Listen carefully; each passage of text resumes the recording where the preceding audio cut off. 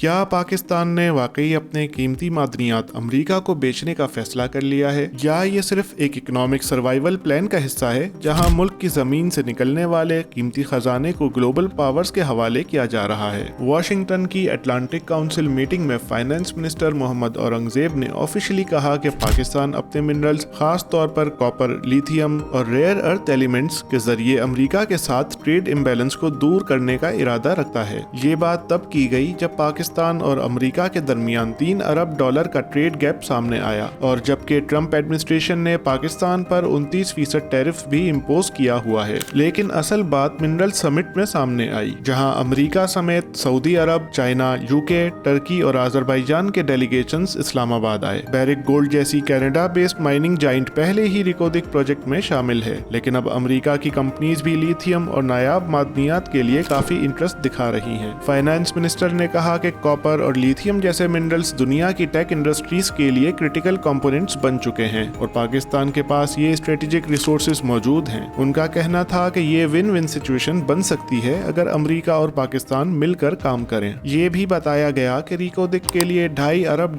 की debt financing IFC के जरिए फाइनलाइज हो चुकी है, और अमेरिका की तरफ से एरिक मेयर, जो कि स्टेट डिपार्टमेंट के सीनियर ऑफिशियल हैं, उन्होंने PM शहबाज शरीफ से मुलाकात में ओपनली कहा कि अमेरिकन कंपनीज मिनरल सेक्टर में इन्वेस्टमेंट के लिए तैयार हैं। लेकिन सवाल ये है कि क्या ये डील सिर्फ इकोनॉमिक कोऑपरेशन है या स्ट्रेटेजिक कंट्रोल का एक नया सिलसिला। ट्रंप एडमिनिस्ट्रेशन ने रेयर अर्थ एलिमेंट्स को नेशनल सिक्योरिटी प्रायोरिटी डिक्लेयर किया हुआ है, और जब ये मटेरियल्स चाइना के कंट्रोल में जा रहे थे तो अमेरिका ने ओपनली अल्टरनेटिव सप्लाई चेन्स ढूंढने का प्लान बनाया। अब पाकिस्तान, जहां लिथियम, कॉपर और रेयर मिनरल्स के बहुत बड़े जखायर हैं, उसे एक स्ट्रेटेजिक पार्टनर बनाने की बात हो रही है। मगर बलूचिस्तान, जहां ये तमाम माइंस मौजूद हैं, अब भी सिक्योरिटी के हवाले से मुश्किल हालात का शिकार है। रिकोदिक प्रोजेक्ट को लेकर पहले ही अलहदगी पसंद ग्रुप्स मुखालफत कर रहे हैं। कुछ दिन पहले क्वेटा में 3 पुलिस ऑफिसर्स को टारगेट करके मारा गया। Army chief general Asim Munir ने समिट में इन्वेस्टर्स को सिक्योरिटी एश्योरेंस तो दी है, लेकिन जमीनी हकाइक अब भी काफी मुश्किल नजर आ रहे हैं। और ये भी याद रखने की जरूरत है कि पाकिस्तान का मिनरल सेक्टर अभी सिर्फ GDP का तकरीबन 3% कंट्रीब्यूट करता है, जबकि ग्लोबल एक्सपोर्ट्स में इसका शेयर 0.1% है। लेकिन रिजर्व्स बहुत बड़े हैं। सिर्फ रिकोदिक में 6 अरब टन से ज्यादा का कॉपर और गोल्ड का जखीरा होने का अंदाजा लगाया गया है। इन मादनी वसाइल को लेकर पाकिस्तान भी अजीब कशमकश का शिकार है। या तो ये कीमती जखायर का फायदा उठाकर मुल्क के माशी हालात बेहतर करने का प्लान बनाए, या फिर ग्लोबल पावर डायनेमिक्स का हिस्सा बनकर अपने ही रिसोर्सेज को सुपर पावर्स को बेच दे।